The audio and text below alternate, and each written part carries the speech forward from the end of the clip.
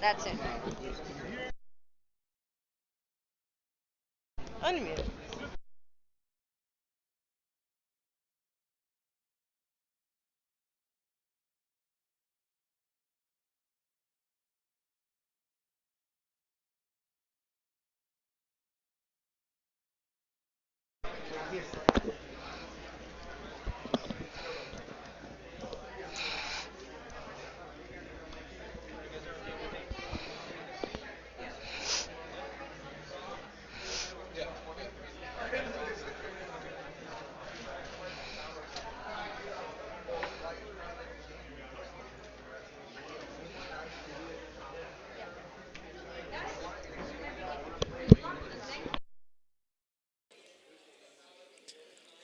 Welcome, players. My name is Brandon Aramis. I'll be commentating on today's final round, along with. Kathleen.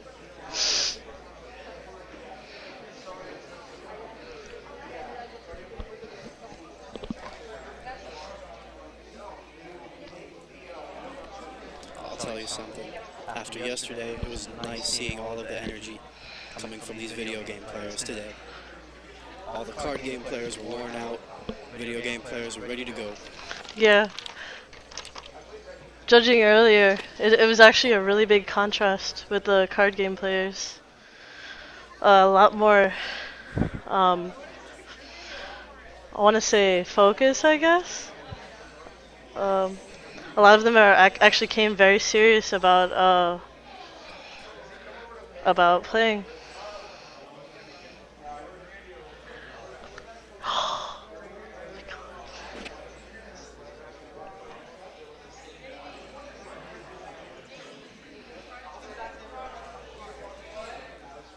I don't think I've seen a team with Entei yet, actually.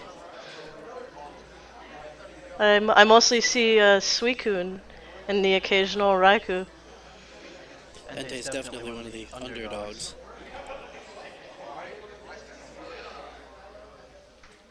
I think even more surprising is Young Mega. On Battle Spot, you occasionally see a Yanmega with Focus Sash, or even more common, Life Orb. That's a classic. Yeah. Most people don't really favor it because it's rather glassy, and its damage output is easily outclassed by a lot of more popular Pokemon. Not to mention, we have Rock Slide on pretty much half of most teams. And being part flying is definitely a risky take. Mm-hmm.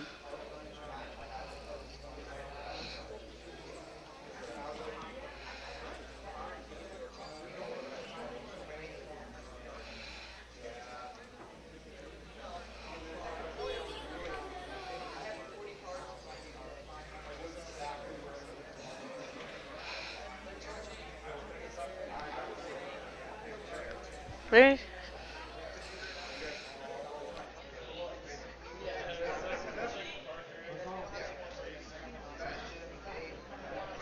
very interesting start with Breloom and Heatran.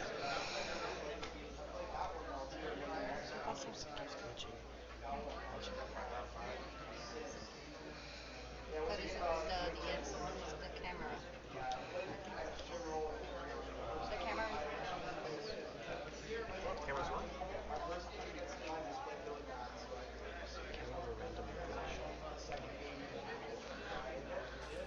Great time Mega evolving Don't to swap me. intimidate. Sorry. Let me reset this.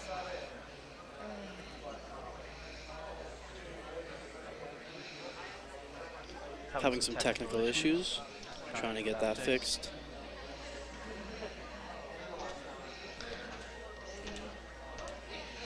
I don't think it's the focus, but let's try it.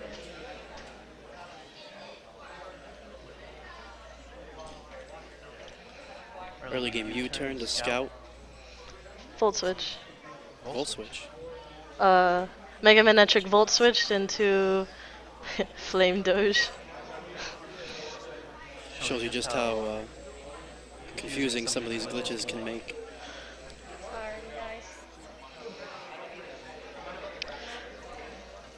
I'm assuming he was expecting focus from the heater end and switched into Entei to try to tank that hit.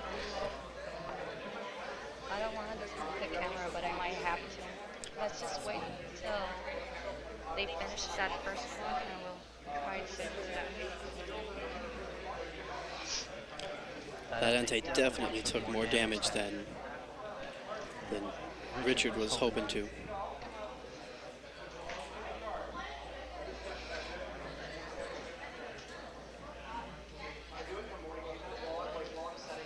And Entei's down. Going for the super effective air slash. And of course Beryllium hangs on with focus sash.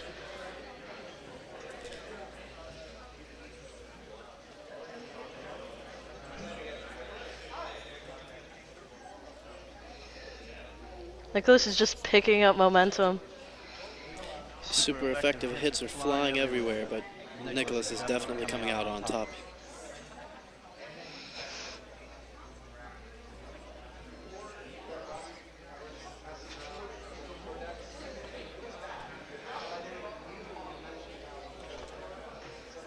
Double Intimidate on that Breloom is going to really impact its potential for this game. Nicholas might be considering switching, but thinking what he switches into is definitely going to impact how this game goes. Staring down a big bulky Pokemon like Swampert with the offensive potential of Mega Manectric. Gotta really carefully plan this out. Protect, pretty nice. But don't forget, Breloom is a valuable asset against Swampert. It does have access to Bullet Seed, which hits Swampert very hard.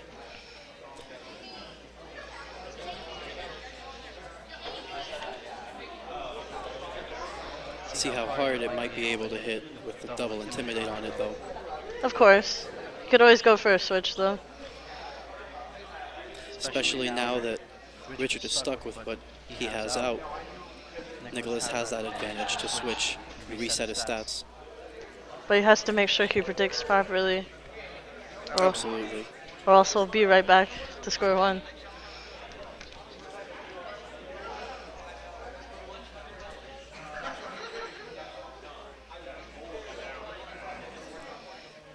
Landorus was one of the more popular Pokemon that I saw being used today.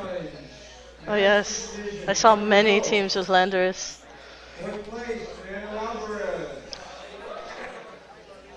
Rain was also surprisingly popular.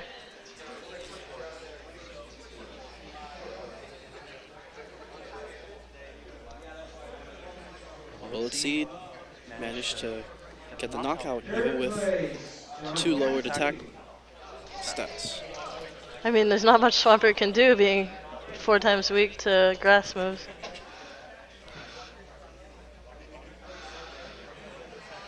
Second place, Catherine Husky. Hey, So we have game 1. And we're going to go ahead and Try to reset everything. try to reset the video. Hopefully we'll be able to fix those issues we were having in game 1.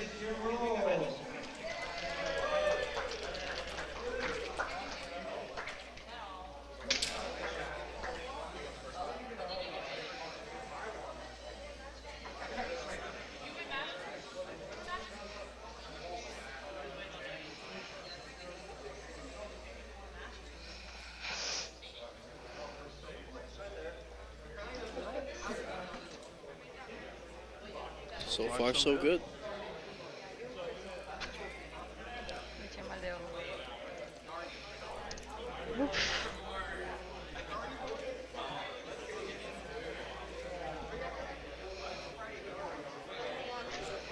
I wonder with the knowledge of what his opponent likes to lead with, if he's gonna change the Pokemon he uses this time around.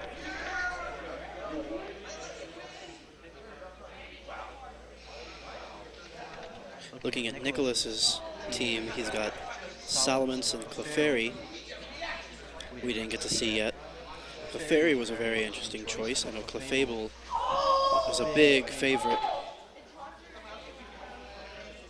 But Clefable has been gaining popularity from its access to things like minimize and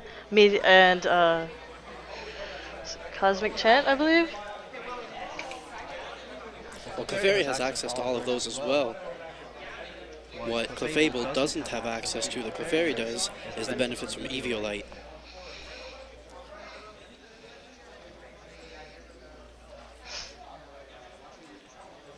Gotta say, I haven't seen a support Clefairy before. I'm very interested in seeing what he does with it if he uses it. Mega Salamence on his team is pretty standard. He doesn't. It seems he's stuck with what worked. If it ain't broke, why fix it? But we see a Gardevoir lead coming from Richard. Possibly expecting that Breloom start.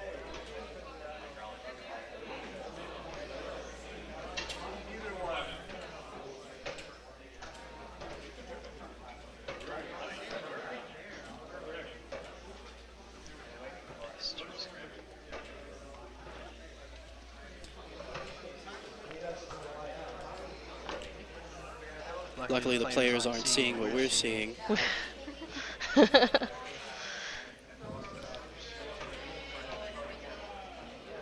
Hidden power. Jinx, give me a soda. I want some. Super effective hit. Likely a hidden power ground. Very interesting pick. Not many people opt for hidden power ground.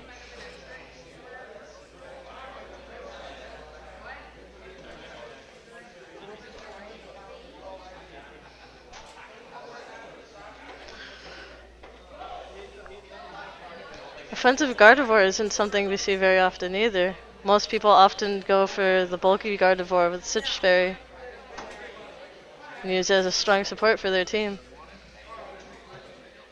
Often putting either Thunder Wave or Will-O-Wisp on it and taunting other pranksters. And then using that handy trace ability to pick up some useful abilities.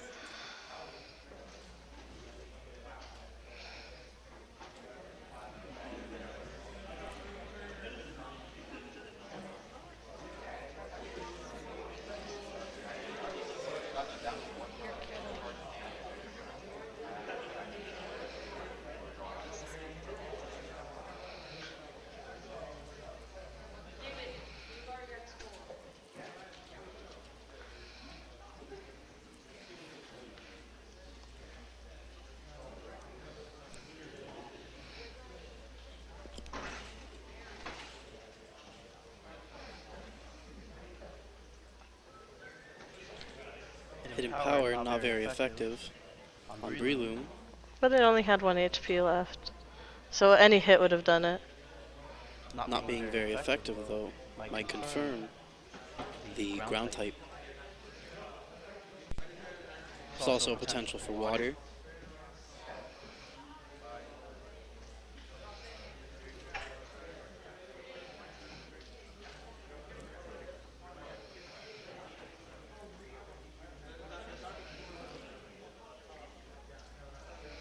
Things aren't looking good for Nicholas.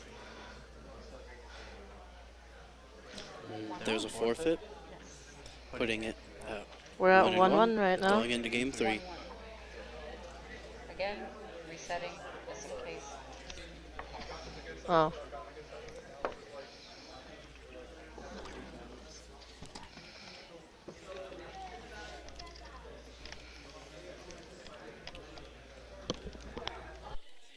What happened? Yes.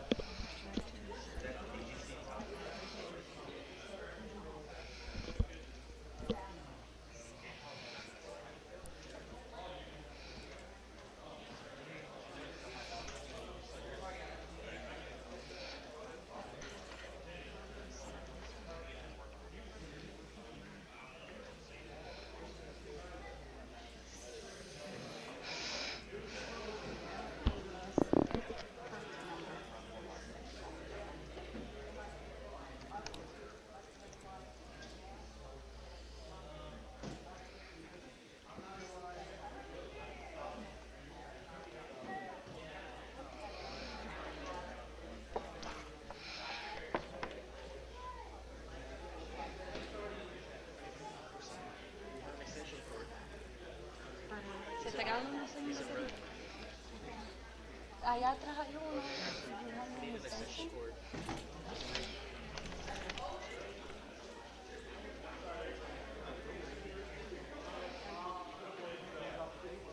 Both players being very careful with how they're going to play this one out. We've seen a good number of the Pokemon on Richard's team, but Nicholas hasn't shown off what his Salamence is capable of. So as far as Richard's concerned, he doesn't know if it's choiced, if it's a Mega. I think he opted for the forfeit rather than show off what his Salamence is capable of in order to maintain that surprise factor for Game 3. And he probably figured he was 1 to 4 Pokemon. There was no reason to carry on and reveal anything he didn't need to. Let's see if we can work on this focus issue.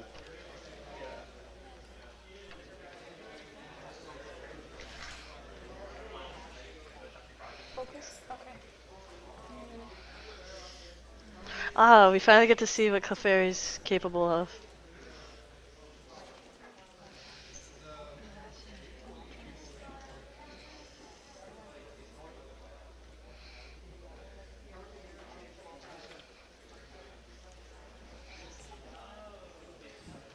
Look at him dancing around, taunting Richard.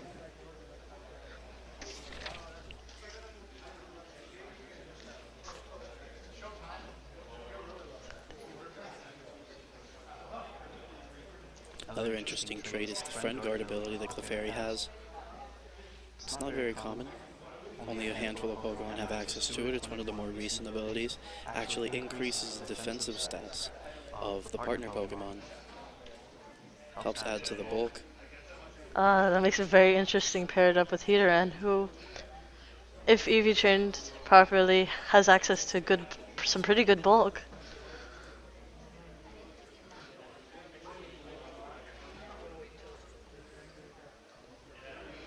Megan Manectric returns.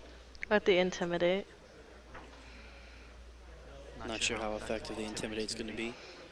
Already given the special attack focused Heatran.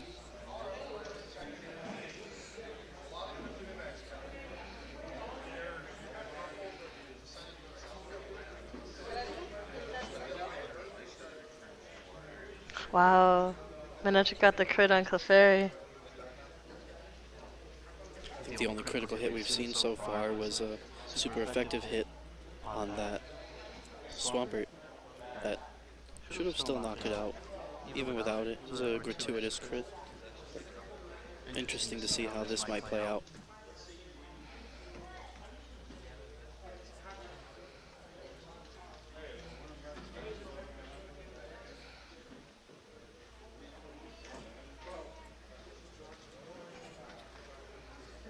Gardevoir tracing that flash fire makes it completely immune to the heat wave that Heatran's capable of producing. Which could make things a little more difficult for Nicholas, considering the fact that Gardevoir's a very big threat to his Salamence. So if he brought it with him, if he doesn't take care of that Gardevoir now, that could be a problem for him later.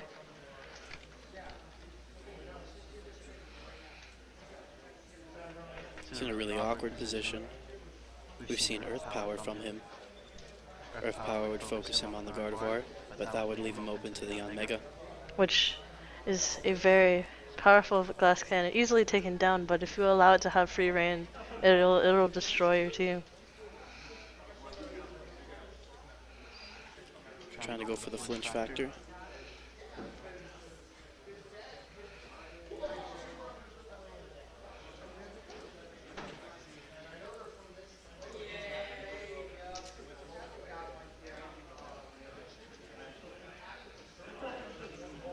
Looks like he decided to focus on the Mega.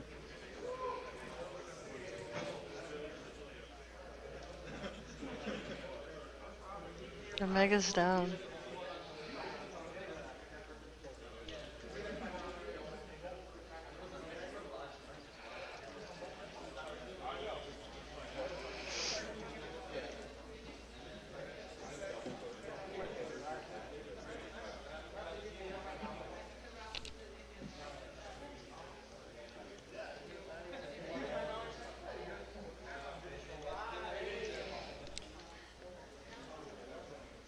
Richard seems to have been able to identify the significance of Heatran over on Nicholas's team,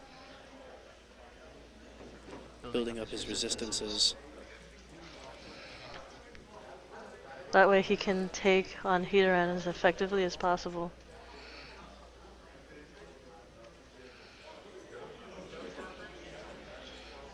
But Nicholas brought Landorus with him, and he's fully capable of taking down any threats he needs to.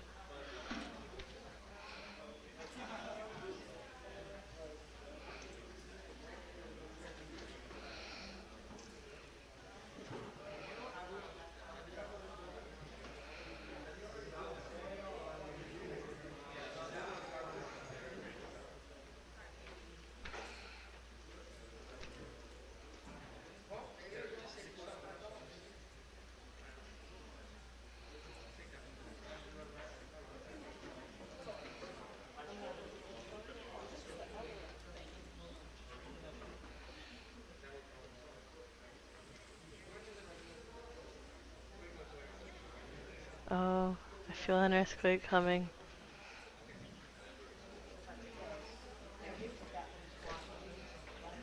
Bet you anything Manectric's gonna really feel it. And there's the earthquake, dealing super effective damage on Mega Manectric and dealing a good chunk to Gardevoir as well.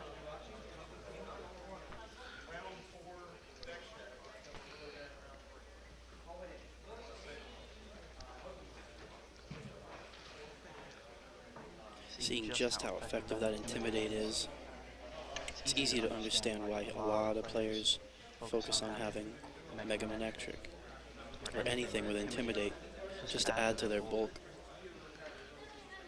No, up until very recently, we had a very physical attack-oriented metagame, and having intimidated users became critical to standing any form of chance. Oh great, Salamence is blocking our view.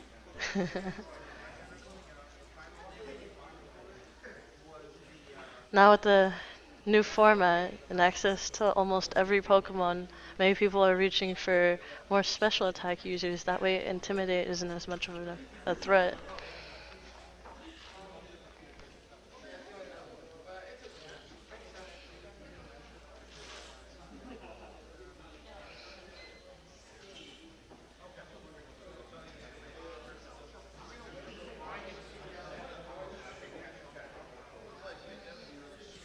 So we managed to have Gardevoir actually copy Aerialate. If Nicholas can keep up his momentum.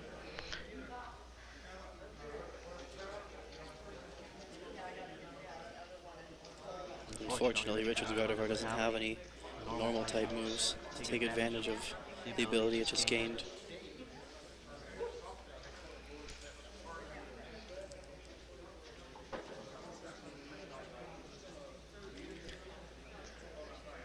It's also got to deal with that Clefairy. Follow me. It's going to just be absorbing any hits he may be aiming at that Salamence.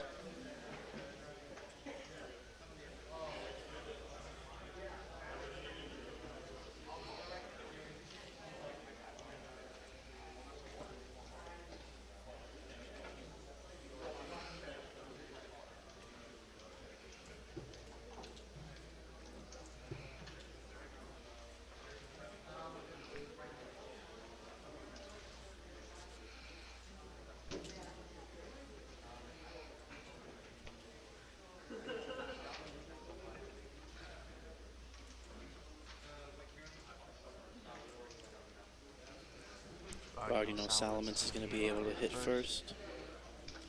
There's the Hyper Voice. And we'll have our champion for the day, Nicholas Walterhouse. Excellent games, always tense going into game 3. Yeah, always. Alright players, thanks for watching.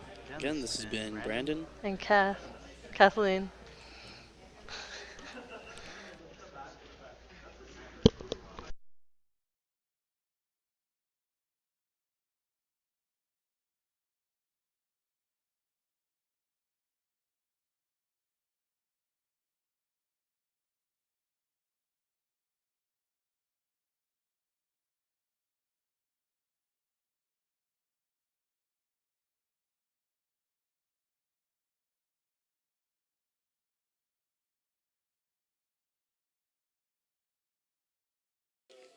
For those still watching, quick correction, we were actually in the top 4. We still have our final round coming up, so stick around and we'll keep you posted. Thank you.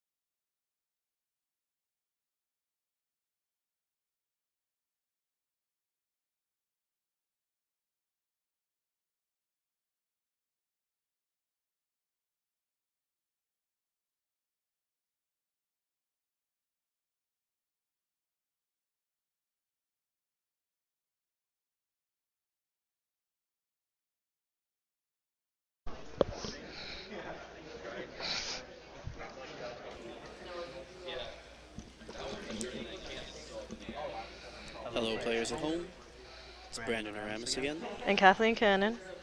commentating on our final round for today's Premier Challenge side event at Florida State's. Players are still getting ready, finding each other.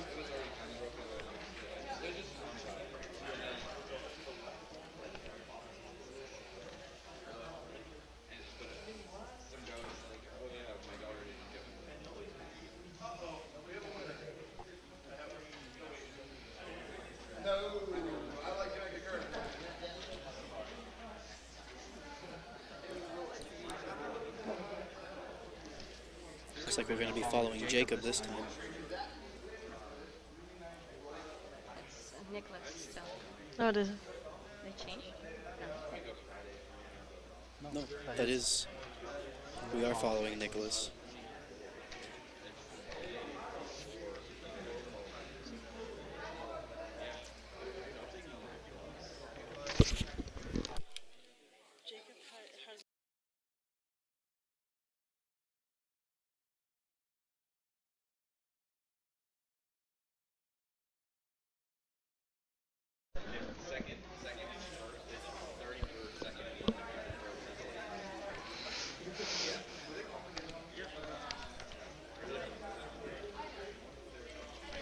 I haven't seen a Venusaur get registered on the team without Charizard in I don't even know how long.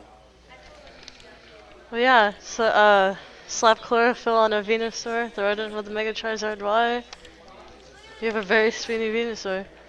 Could say you have a bright future ahead of you. Something else I haven't seen much of today is Rotom, wash or otherwise. It seems people are starting to kind of grow out of the Rotom era. Last format, I remember seeing tons of Rotom washes, Rotom heats, and even the occasional Mo, weirdly enough.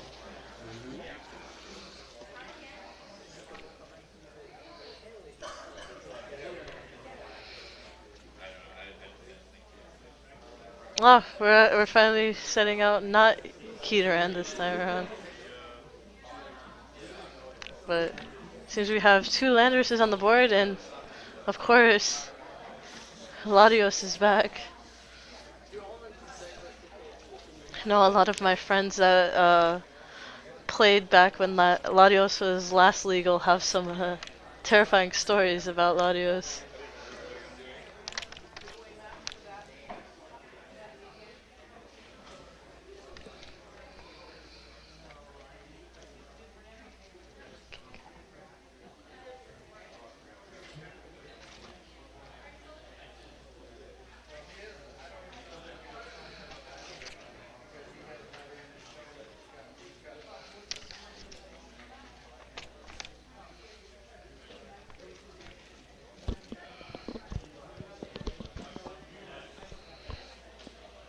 Players are making sure they take full advantage of the time that's given to them, carefully considering current state.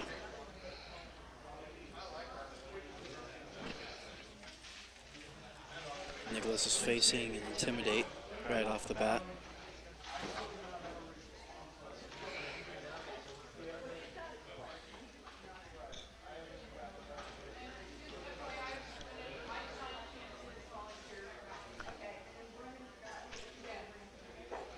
Essentially have a double switch.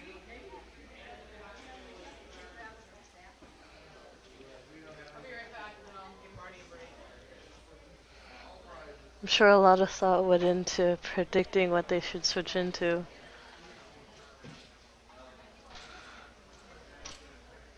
Oh, we don't have a double switch.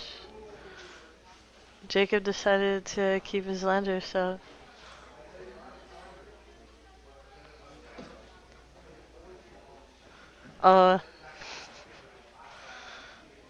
You guys can't see it, but the moment Nicholas switched into Salamence, he kind of threw his head back, and I guess we know why now.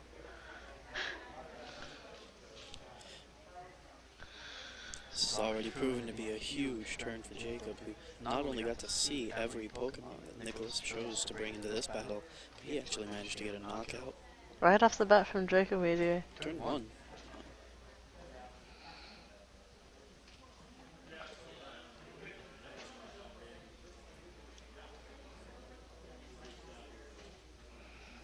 But having to use a Draco Meteor so soon makes me wonder what he's going to do now that he has a massive special attack drop to deal with.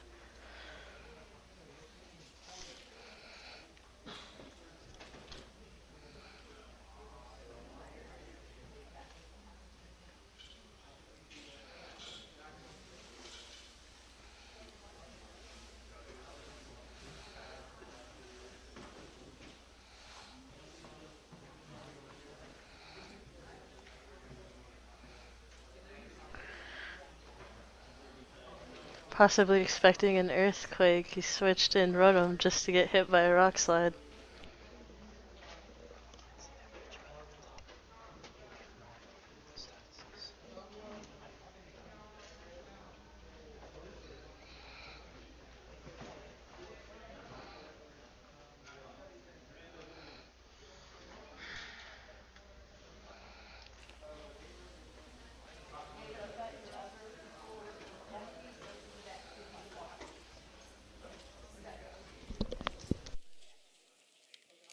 Is it possible for one of you to ask him to move his DS down a little bit?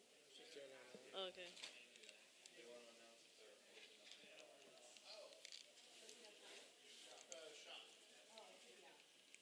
Tailwind support.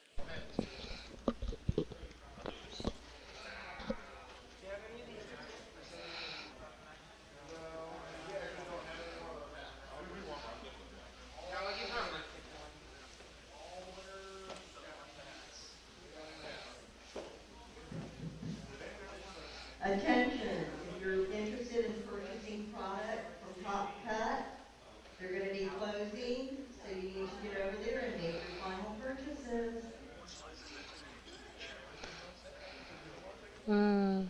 Got a knockout on both sides by now. Seems Nicholas tried to opt into a different move, only to be reminded that he's locked in by Choice Scarf.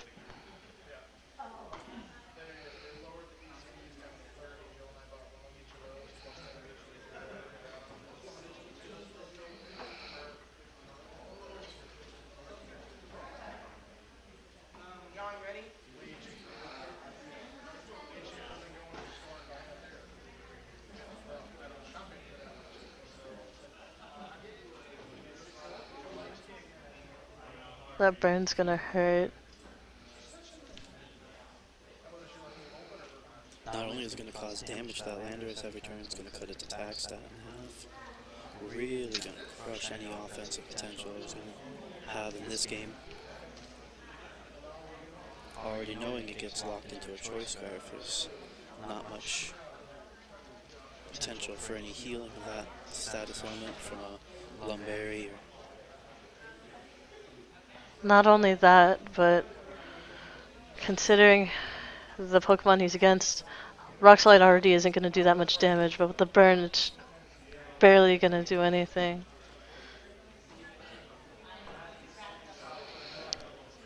Seems to be your typical Rotom Wash, bulky with a Citrus Berry.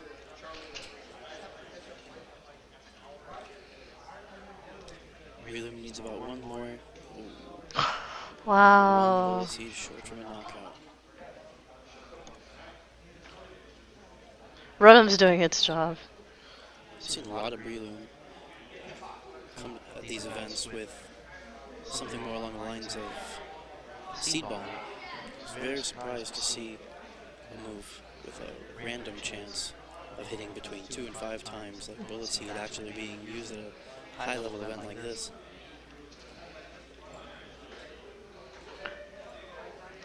I mean, I guess if it manages to hit 5 times, it will do more damage than Seed Bomb, but many players do not like taking that chance. But I guess we ran into one of those players willing to Risk it for the biscuit. risk it for the biscuit. Rock Slide managed to chip out that Rotom. Took a large effort from both Breloom and Landers to finally get that Rotom down. Double burn isn't looking good for Nicholas.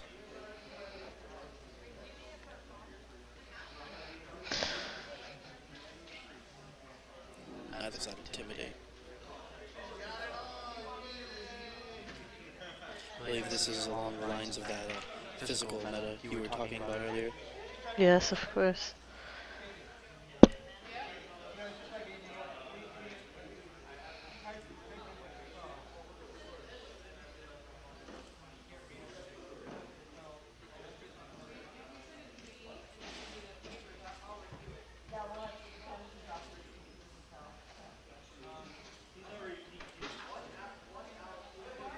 Superpower coming from that Landorus. Jacob's not taking any risks this game.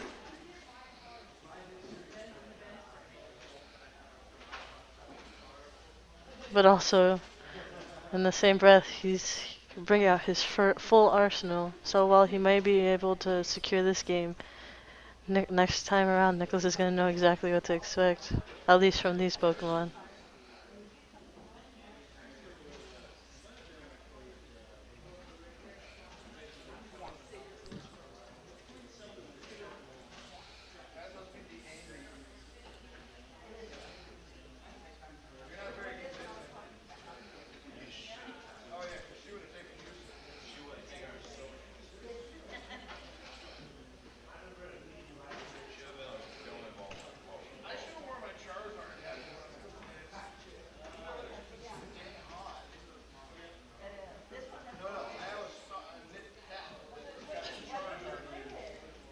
It's like Nicholas realizes, although he has super effective advantage against the Venusaur, it's not looking good.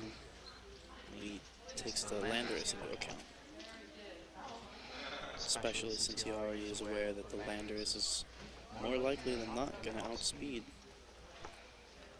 his Heatran. Rather just forfeit the game, get started on game 2.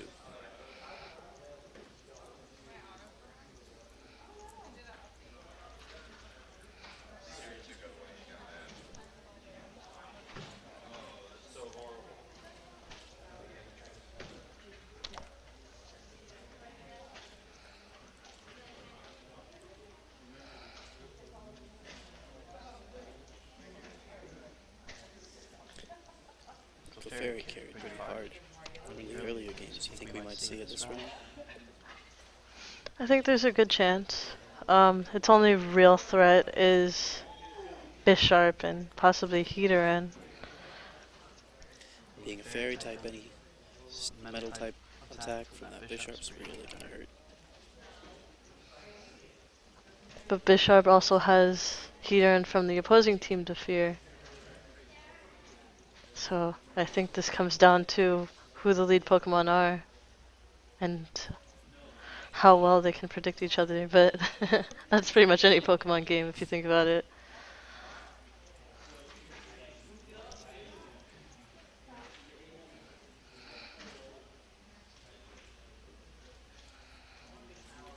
And we do get to see Clefairy. It's actually rather popular to see players lead off with a dragon and a fairy. That way they're able to cover each other relatively well.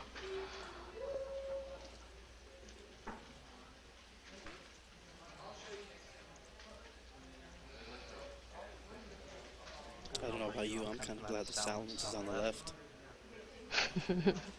Guarantees it won't block our view when we're watching the players,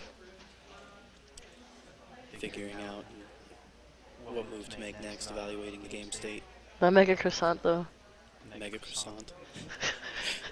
I see it.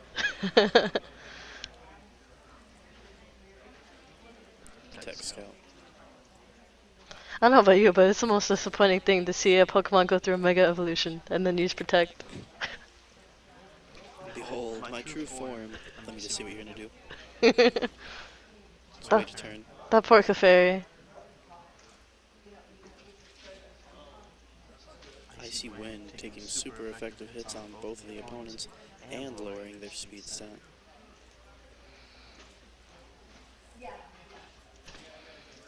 Move tutors in Mega Ruby and Alpha Sapphire allow a lot of Pokemon access to moves just like Icy Wind.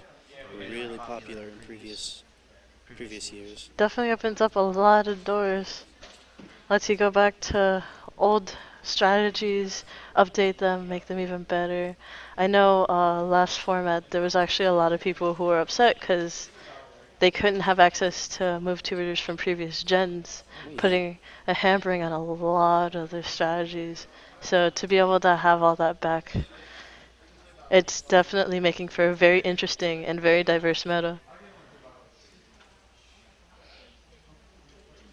I mean, of course, you're gonna see your common Pokemon like the genies and Heaterand and the occasional Cresselia, but little things like Volite, Clefable, Or Pachirisu. or let's not go back to Worlds. But yes, even Pachirisu.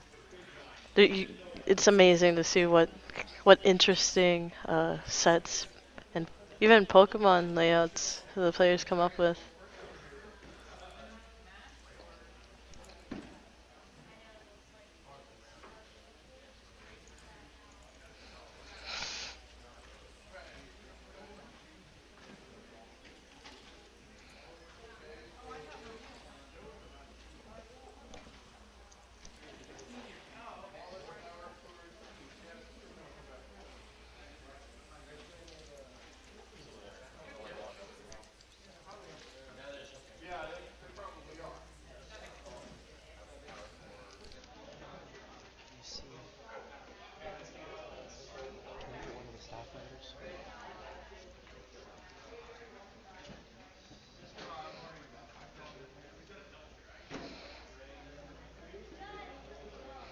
That hyper voice.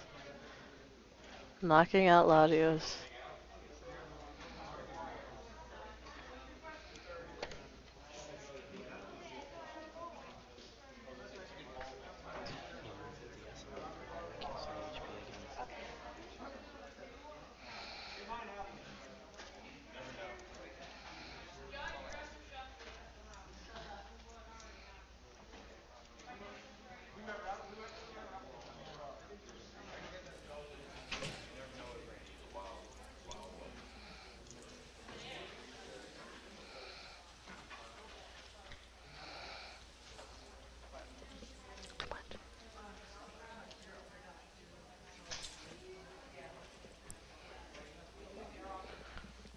The players are definitely trading blows right now. Clefairy's down, but so is Landers. And Salamence took a great deal of damage this turn too. Having to take damage from both Hyper Voice and Thunderbolt.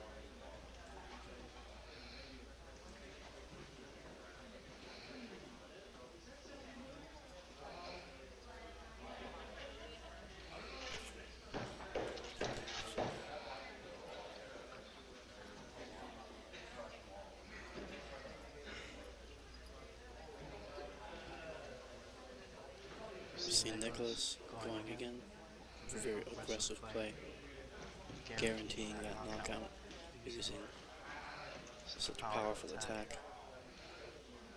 120 base power. But as he saw last game, Rotom was definitely a very big threat to his team. And now that he has Jacob down to just Venusaur, it'll make it easier for him to come up with a strategy to pick him off.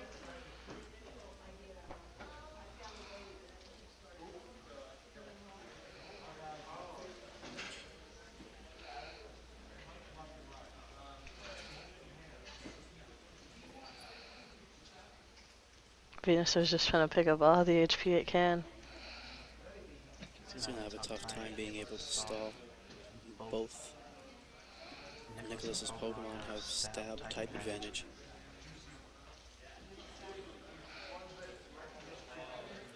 Stab super effective. Type advantage.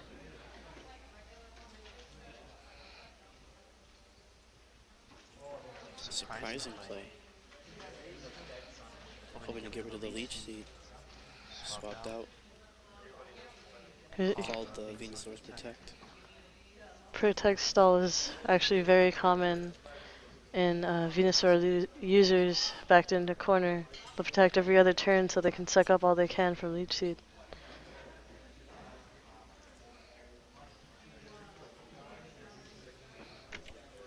And there we have a forfeit from Nicholas. Giving a game to each player.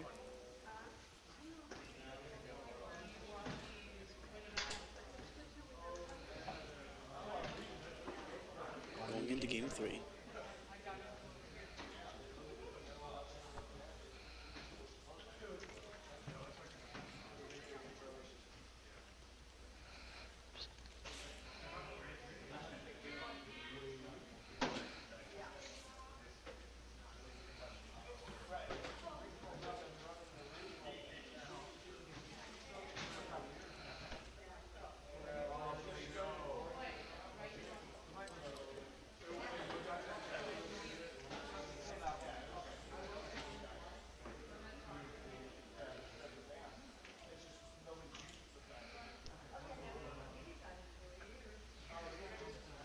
I wonder if we'll get to see Bisharp this time around. Thinking back on Nicholas's team, a lot of checks to Bisharp. We have Salamence, Fire Blast attack. We have Breloom, which is going to resist being grass types and the steel type attacks Bisharp has. We have Landorus, we have Heatran. It's just a no man's zone for Bisharp. Absolutely, you could almost rule it out completely if you're trying to plan.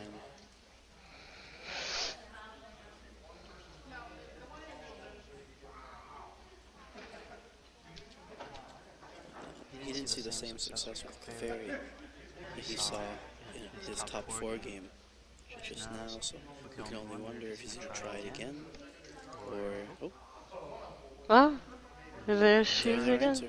answer. I think Clefairy kind of fell off last game. But I think he tried something a little different. Instead of focusing on buffing his teammates, he instead tried to cripple the opponents. But unfortunately, the Icy Wind didn't do as much for him as he hoped it would. Jacob starting with Bisharp, thinking Nicholas was going to lead with Intimidate. Getting that defiant boost that Bisharp is so well known for. Absolutely. Most people run Intimidate to try and slow down the opponents, but Bisharp's Defiant ability actually reverses the status changes that the opponent causes. So it goes ahead and turns your opponent's strategy against them by increasing your offensive potential when the opponent's trying to slow you down. Again, like I mentioned earlier, picking up momentum is very important, and Bisharp does a good job of that. Gets a status boost just entering the field. Of course, this again comes with predicting your opponent. Which didn't seem like it worked out this time. See a Protect Scout from both players. Well, Bisharp is very frail. Even if you do happen to run a focus sash on it, you still have to be very careful. Actually have an Earthquake partner. Oh, I see. Going for the Icy Wind. They're super effective on Landorus. It's a times 4 super effective move. Let's not forget about that. That's dealing massive damage, even though it has low base power on the move itself.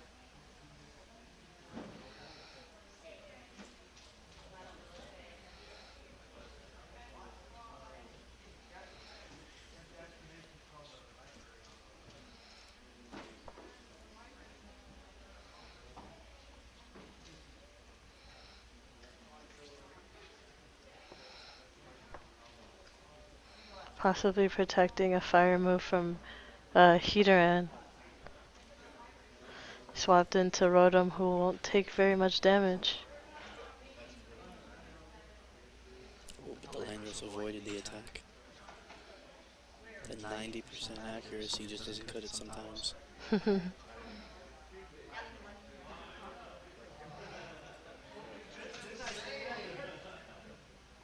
The Fairy managed to hold on, but Heatran just couldn't take the Earthquake. I think Jacob's very adamant on knocking all these threats to Bisharp out of the way. That way if he comes down to it, he can comfortably take him out again.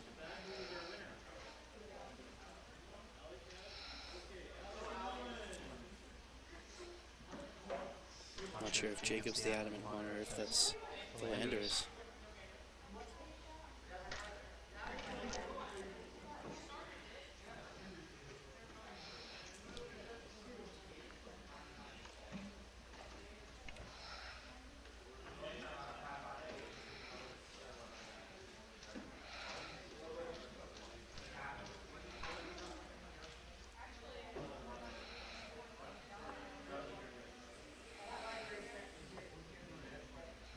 Mega croissant. Oh, Oh man, he's in the way again. if we squint, we can barely make out the Wash Rotom. No, he's peeking there behind him.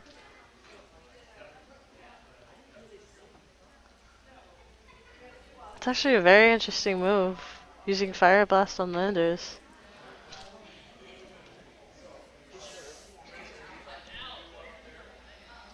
Seems like he was trying to call a Bisharp switch. So we just heard him yell out. We have a paralyzed Silence. See how lucky he is, because paralysis is infamous for quote-unquote parahaxing people. Many people. Essentially tossing a coin each turn. 50-50 chance. Are you going to attack? Are you not going to attack? And being able to get 2 attacks every turn is key to an offensive team like this.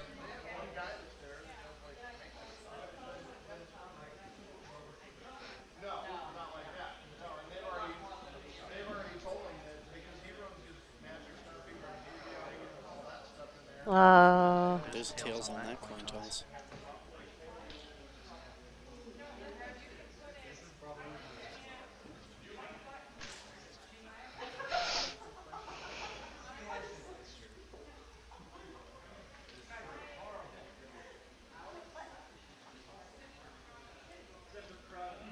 One of my favorite aspects Gen 6 introduced is the moving camera.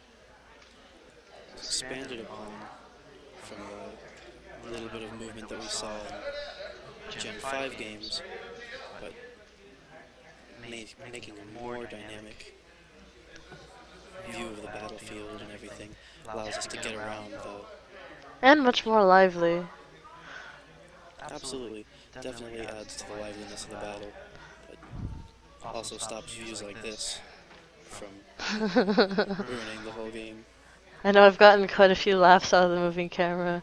Sometimes randomly zooming in on, say, a Politoed's face can be very amusing.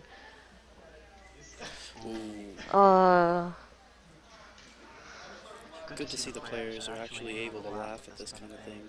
A lot of people get really tense when it comes to a final round. Of course. Don't really enjoy seeing so many paralysis instances making such a huge effect on a game.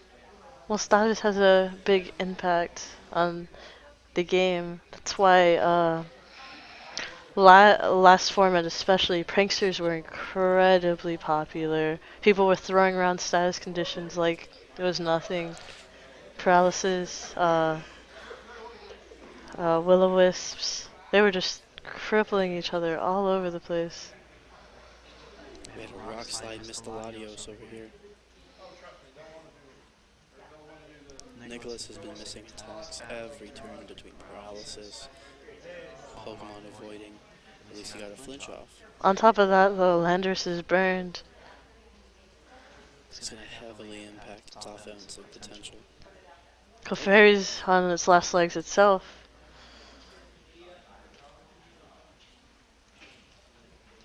Is that one of those comedic that turns of the camera you were talking that about? face. Does that look like the face of Mercy to you?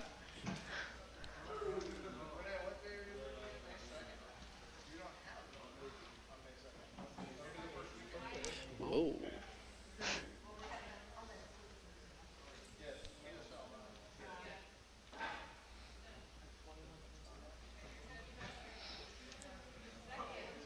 Helping Hand is aiding to Landorus' ability to still drop as much damage as possible. Yes. A critical hit. The only threat left, and Jacob seems to want to get rid of it. Because once the Landorus is out, the Clefairy is no problem. Only offensive move we've seen on the Clefairy itself is an Icy Wind, which It's super we don't even get to use. super effective on Latios, but like it tickles Rotom. And at 20, 22, 23 HP, there's not much the Clefairy can last through. We have Jacob taking game 3, and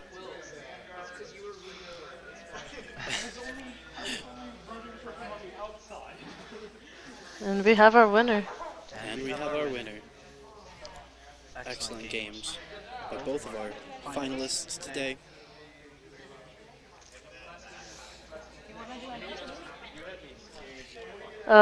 We could. Let's try and get an interview with our champion for the day, Jacob. We'll be right back in just a minute.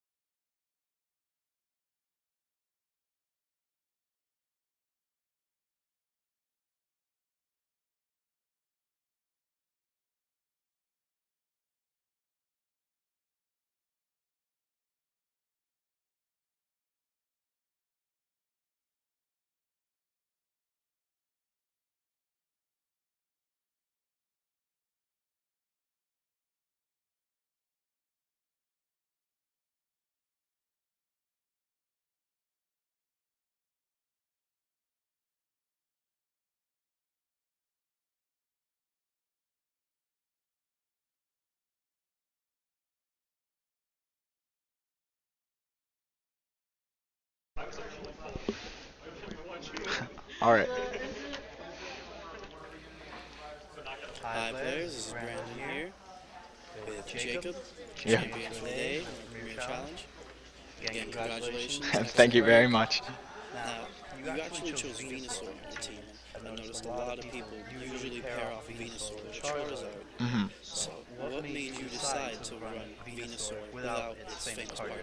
Well, I was really fond of Aaron Zhang's team that he used at St. Louis Regionals. I feel like Venusaur is a really underrated mega still, even though it's gaining popularity.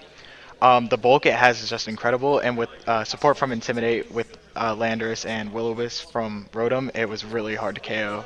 I actually played a best of 3 against Prisciliano in the first round of top 8, and the last 2 games I was I was able to win 2-on-1 with just my Venusaur. both times, just because of its amazing bulk paired with Leech Seed. Excellent. Is this the first Premier Challenge you've won so far? No, I won a Premier Challenge last year in 2014. I was actually a lot more confident with the way I played in 2014 than this year coming into this tournament. Though this is definitely a real confidence booster. Any last comments you'd like to send to those who are home? Any shout-outs? Yeah, shout out to Mom, Jacobo, what's up guys? And I just want to like apologize for that last game, for everyone watching. A lot of hacks. I almost feel like he outplayed me. Though it happens, that's Pokemon, so. Double paralysis, man. Yeah, it's ridiculous. Thanks for stopping by. Of course. Congratulations. Thank you. And thank you all for watching. Yeah, guys. Alright. That was fun. Oh, do I?